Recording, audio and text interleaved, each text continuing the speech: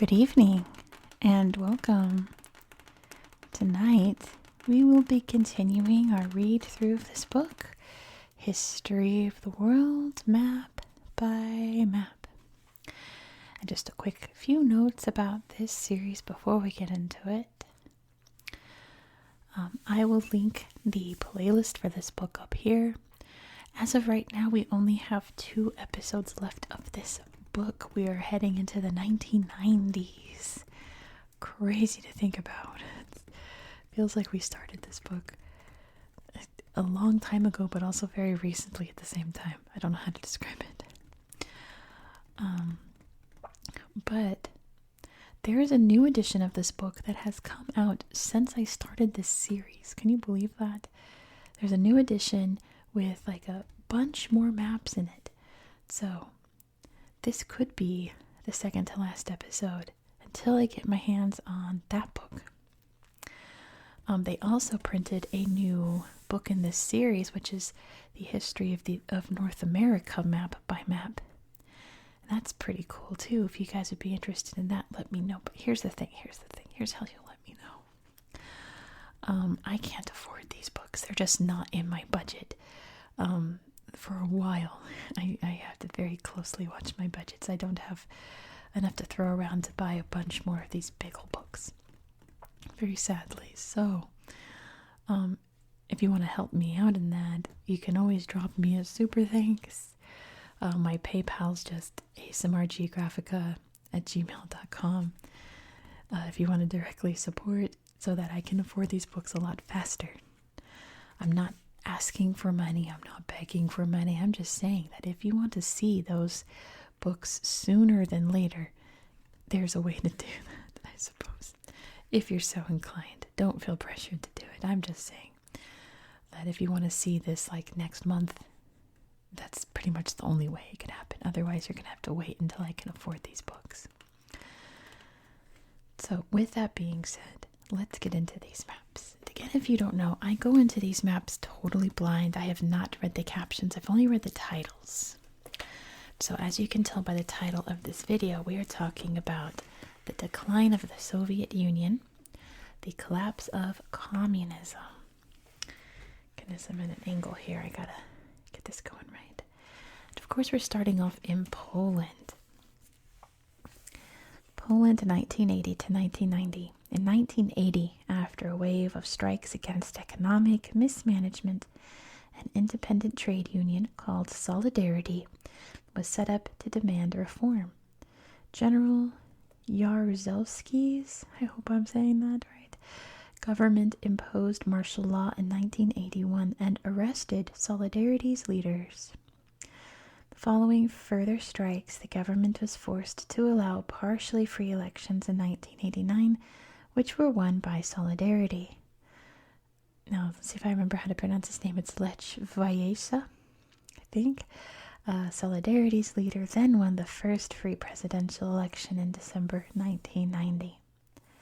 First free election shown here by this ballot box here in Poland.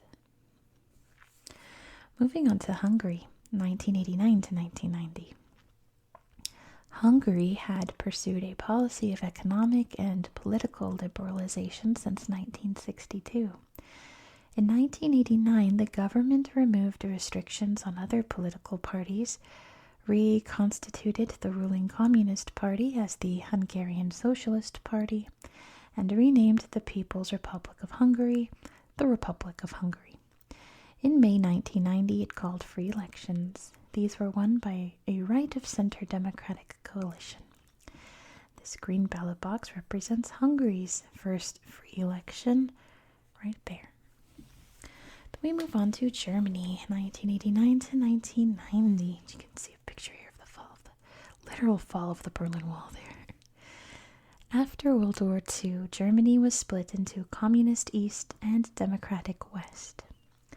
In 1989, mass demonstrations against communist rule forced the East's government to move toward democracy, while the opening of the Berlin Wall in November that year caused a mass exodus to the West. Free elections in March 1990 were followed by the reunification of Germany in October 1990. So East Germany is shown by this like field of yellow dots.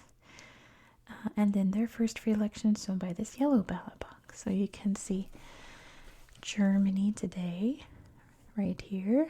This was West Germany, this was East Germany. There's their first free election in East Germany. And yeah, one big country today. What's next? Romania. Let's talk about what happened in Romania in 1989 and 1990. The overthrow of communism in Romania was marked with great violence. On December 15th, 1989, the government, led by Nicolae Ceausescu, attempted to arrest Pastor Laszlo Tokes, a champion of the Magyar minority, prompting a national uprising while Ceausescu was in China. He returned but failed to restore order, and he was executed on Christmas Day 1989. Democratic elections were held in May 1990. So their elections is shown by this purple ballot box. And there's a fist here for revolution, which here we are in Romania. Revolution. And their first free election. Next is Bulgaria, 1989 to 1990. Can you imagine like me running this channel during 1989 talking about world events? It would be so hard to keep up with everything happening. It is such a domino effect, isn't it?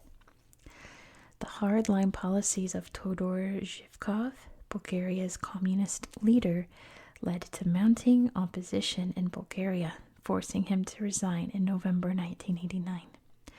The one-party system was abolished the following month, but the free elections held in June 1990 were won by the former and now renamed Communist Party. A further election in October 1991 saw the election of a democratic coalition of non-communist parties. And their first free election is this maroon ballot box in 1990, right there. Bulgaria, beautiful Bulgaria. Let's talk about the Commonwealth of Independent States, 1991 to present. When the USSR collapsed in 1991, the Commonwealth of Independent States, or CIS, was set up as a loose confederation of former Soviet republics to coordinate trade, finance, and security. The Baltic states refused to join, leaving 9 members. Turkmenistan and Ukraine failed to ratify the founding charter. So CIS members is shown by this blue thing here. I'm not sure, maybe that was their flag or something or other. So it looks like we've got Moldova, Belarus, Russia, Armenia, you can see, yeah, Armenia, Azerbaijan, Kazakhstan, Uzbekistan, Kyrgyzstan, Tajikistan. They said it was 9, right? 1, 2, 3, 4, 5, 6, 7, 8, 9. We got them. New nations, 1991 to 2008. The collapse of communism saw the emergence of many new smaller nations. The USSR broke up into 15 independent republics in 1991, while wars in Yugoslavia, which we're going to look at next, caused the country to split into 7 new nations between 1991 and 2008. On January 1st, 1993, the 2 halves of Czechoslovakia separated peacefully, becoming the Czech Republic and Slovakia. So this pattern here shows Yugoslavia into 1991. And this line will show you what Czechoslovakia looked like until December 1992. So here was Yugoslavia. We can see all the countries that exist now. Slovenia. You can see all their elections too, their first free elections. Slovenia, Croatia, Bosnia-Herzegovina, Serbia, Montenegro, Kosovo, Macedonia, and Albania. Yeah, we're going to talk more about that on the next page. I know it's about the wars here. And then here was Czechoslovakia which became Czech Republic and Slovakia. There we go. With elections in 92. That was the Velvet Revolution, right? The Velvet Revolution was Velvet Divorce. That's what that was. Let's read all the little boxes. Maybe it talks about it. Let's start here. It says 1993. 1993? I guess so. Czechoslovakia splits amicably into the Czech Republic and Slovakia. Because, yeah, it was January 1st, 93. So they had their elections in 92. That makes sense. 1991 to 2008, Yugoslavia breaks up into 7 independent states. I'm not going to go into because I think the next page will talk about it. I don't know. 1991, Baltic states refused to join the CIS as they consider their membership of the USSR to have been an illegal occupation. Yeah, that's true, isn't it? Are there any other boxes? No, I need more because this is going to be a short video otherwise. I don't see any more. Well then.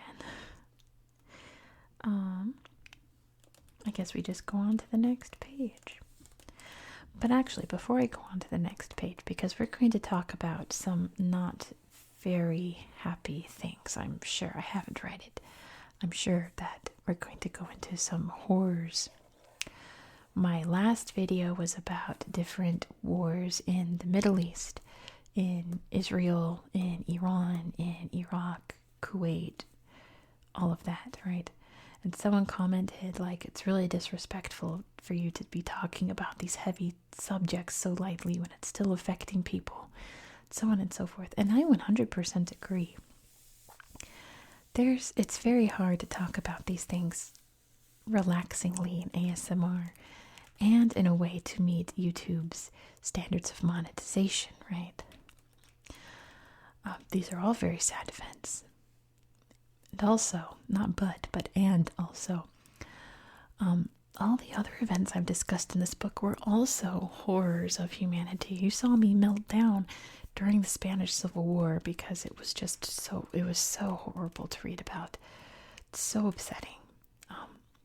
We talked about we talked about all the horrors of World War II, World War I, and all the other wars before that. I think all the way up to the Battle of Kadesh in Egypt, right? It's all terrible. It's all horrible. And yes, it's happening now. Yes, it's happening, affecting people alive today. But this is how it's always been. It's just on a more global scale and on a larger scale because their weapons have gotten more complex, more lethal, right? Gotta watch the YouTube. Yeah, it's awful. It's horrible. I agree. But I'm trying to teach history in a calm and relaxing way, and that's pretty much the only way I can do it. So, like I always try to say, I'm not trying to be disrespectful when we talk about these things in history. I am just trying to keep you relaxed. I'm trying to help you fall asleep, and I'm trying to follow YouTube's monetization policy. That's all. So, I wholeheartedly agree with that statement, but I'm just doing my best. Doing my very best here. I was hoping they'd talk about Chernobyl on this map. I was hoping they'd get more into the actual collapse of the Soviet Union. But this map was still pretty interesting. I always want to talk about nuclear history. It's so interesting. So let's talk about what happened in Yugoslavia. I very vaguely remember this because I was very young. I got into geography when I was like 5 or 6 because I had some geography games as a kid and I really wanted to learn, and my maps had the USSR on it when I was little, and I was so upset. I took it personally when the USSR collapsed and broke into all these different countries because I had been so proud that I was 6 years old and I could find every country on the map, and all of a sudden I had to learn like 13 new countries. I was very offended. And I was so sad that all my maps were outdated and my globe was outdated. But, of course, it's a good thing at the end of the day. I always thought Yugoslavia looked like a shrimp. Is that disrespectful? It looks, you could see the shrimp tail here for Macedonia. And the little legs here. Do you see it? Let's talk about Yugoslavia, starting with Slovenia. Slovenia is on my bucket list. I feel like out of all of these places, Slovenia would be my first place I'd want to go to, followed by Croatia, Bosnia, and then I guess just trickle down till you get to Greece. But Slovenia is my top choice. 1989 to 1991. The ethnically homogeneous Slovenia became a parliamentary democracy in 1989. In 1990, 88% of the electorate voted for independence from Yugoslavia. On June 25th, 1991, Slovenia declared its independence. The Yugoslav army invaded and fought a 10-day war in June and July, ending with Slovenian victory. The short conflict marked the start of the Yugoslav Wars. I guess they're showing the conflicts here in Slovenia, June 1991. Oh no, that's independence. It's gotta be. Yeah. Let's see. Next is Croatia. That's perfect. Croatia, 1991 to 1998. On June 25th, 1991, Croatia declared independence. Many Serbs living in Croatia opposed this and sought a new Serb state within Yugoslavia. Serbian forces invaded in July but failed to occupy Croatia. Serbs in Croatia then founded Krajina? I'm not sure.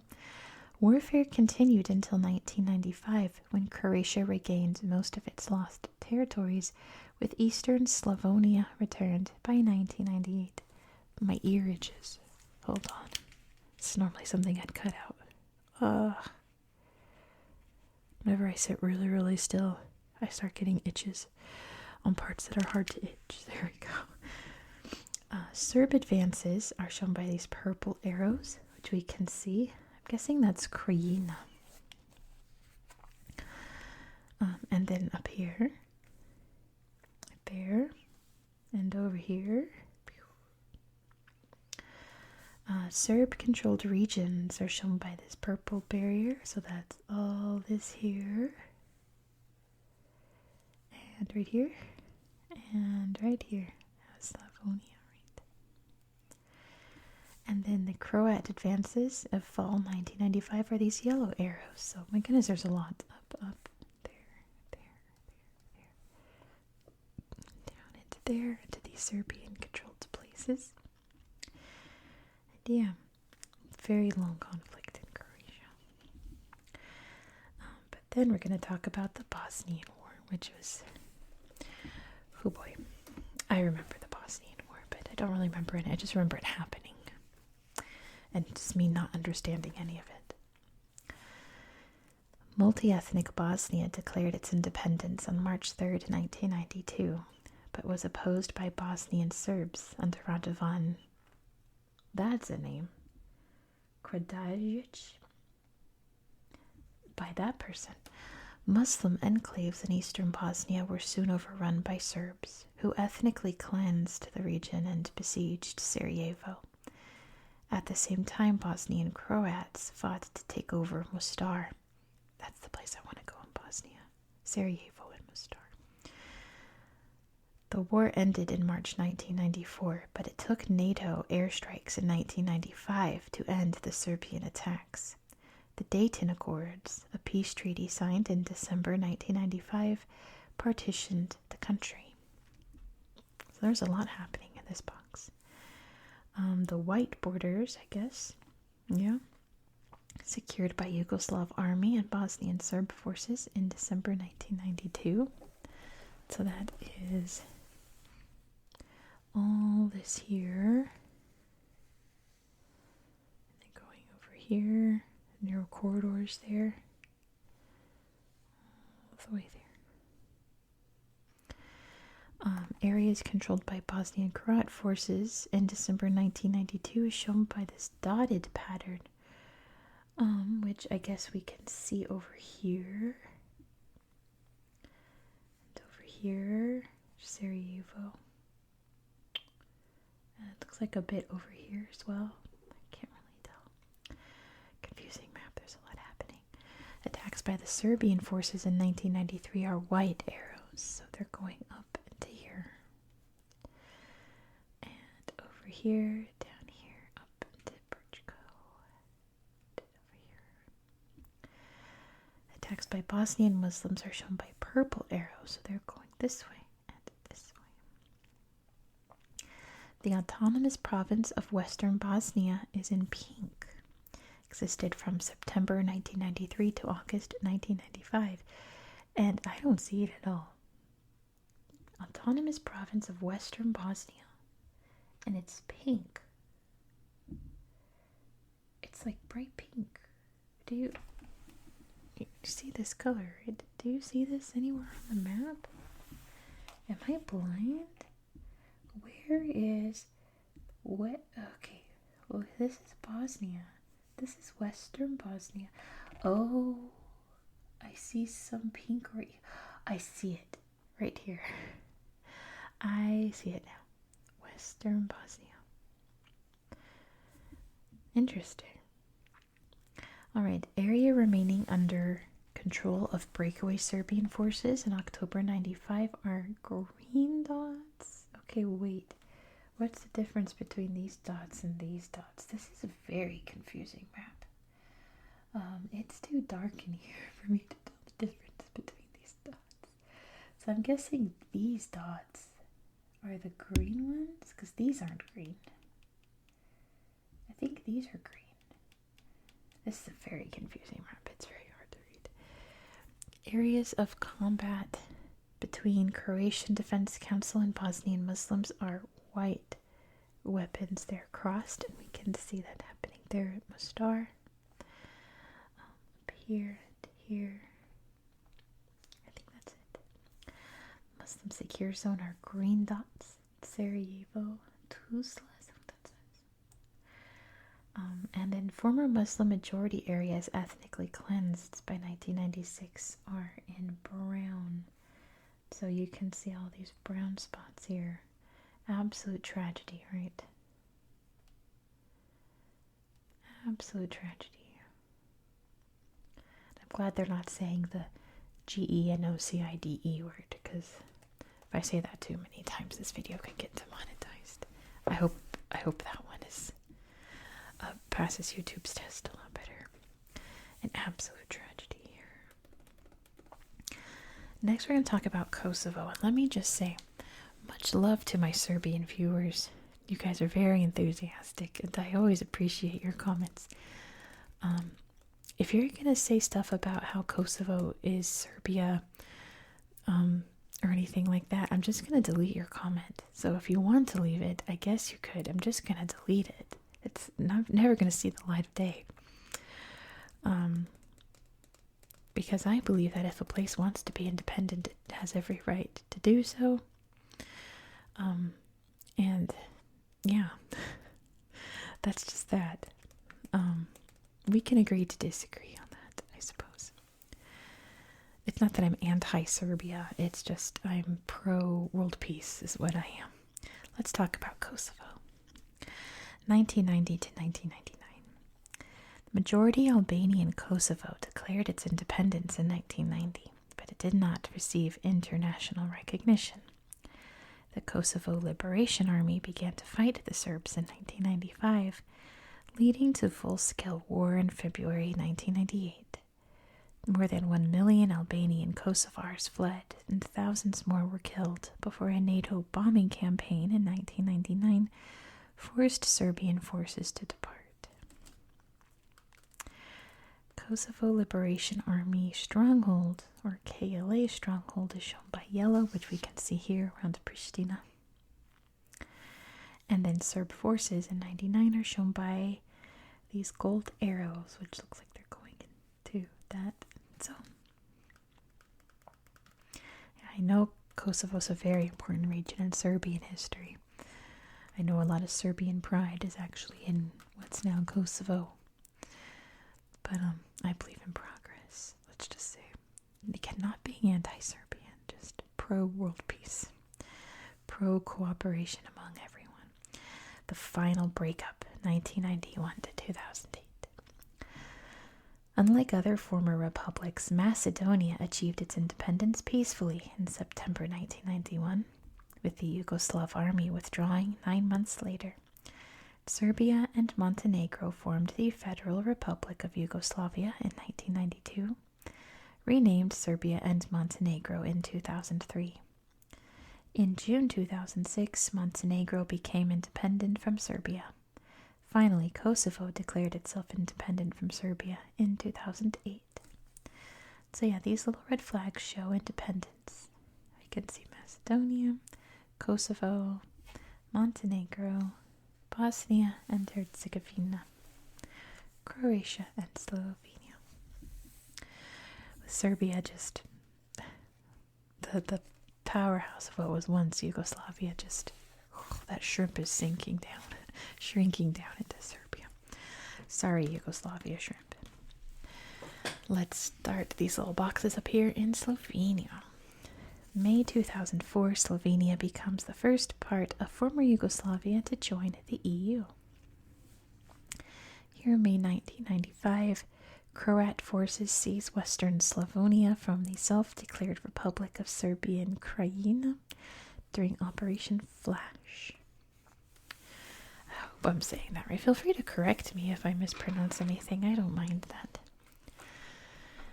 August 1995, Croat and Bosnian forces retake the Republic of Serbian Krajina during Operation Storm, the largest European land battle since World War II. Wow.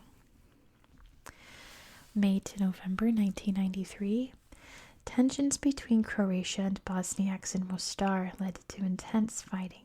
The famous Stari Most Bridge is destroyed. And that's what I want to go see in Mostar, is the Stari Most Bridge. Especially, it's so sad it was destroyed, but it's all rebuilt now. But gosh, that bridge was built in the 1400s? It was built by the Ottomans, right? Very sad. 1992 to 1996. First Yugoslav, then Serbian forces besieged Sarajevo for 1,425 days. Thousands of civilians and soldiers are killed. June 2006, Montenegro becomes independent from Serbia and later applies to join both NATO and the EU. In 1999, ethnic cleansing of remaining Serb families in Kosovo intensifies. Up to 250,000 leave the country for Serbia. Sad all around. Very sad situation. September 1991, Macedonia, now known officially as the former Yugoslav Republic of Macedonia, in recognition of Greece's dispute over its name, declares independence. Yeah, now it's North Macedonia because this part of Greece here is also called Macedonia. So this is North Macedonia. What else up here? In 1995, the Kosovo Liberation Army begins to attack Serb forces. July 1995, 8,000 Bosniak men and boys massacred by Bosnian Serbs in Srebrenica. I missed that spot. Oh, and these green squares, which were Muslim secure zones. 1992 to 1995, many Bosniak Muslim areas are ethnically cleansed by Serb forces, with Muslims held and killed in concentration camps. Gotta be careful with that word. A devastating event. January 1998, Eastern Slavonia, the final remnant of Serbian Krajina, returned to Croatia. I think that's it. What are these orange spots? Oh, I guess they're ethnicities. Oh, I see. I guess those are Romanian, the oranges. The reds are Hungarian.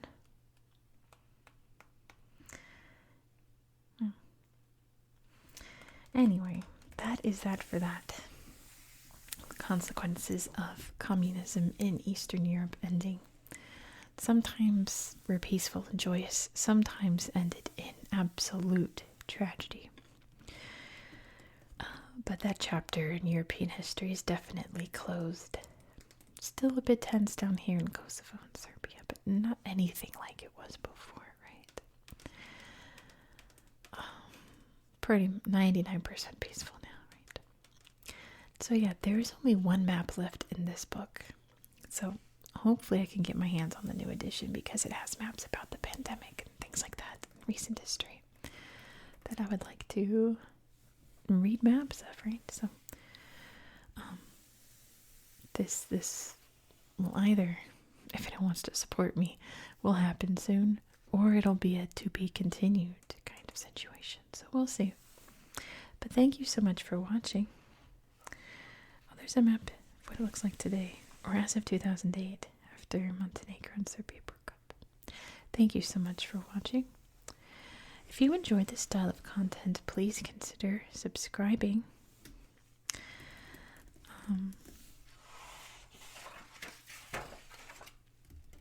And that's I'm like, what else do I have to say? Don't forget to give this video a thumbs up.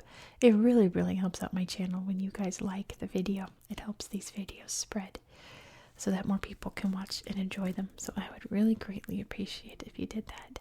It also help a boost if you left me a comment down below. Free ways to support my channel, right? Every comment helps.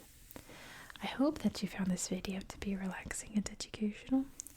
Like there's Gorbachev and Ronald Reagan down here. I've told it before, but do you guys remember the story of when my grandma used to work for Ronald Reagan? I'll tell it real quick. It was during World War II and he was a general, and she was his secretary. Can you believe that? But her name was Jane, and his wife at the time, her name was Jane. So he called my grandma Work Janie, and he called his wife Home Janie. Isn't that crazy? Anyway, I hope you found this video relaxing and educational, and I hope that you have a good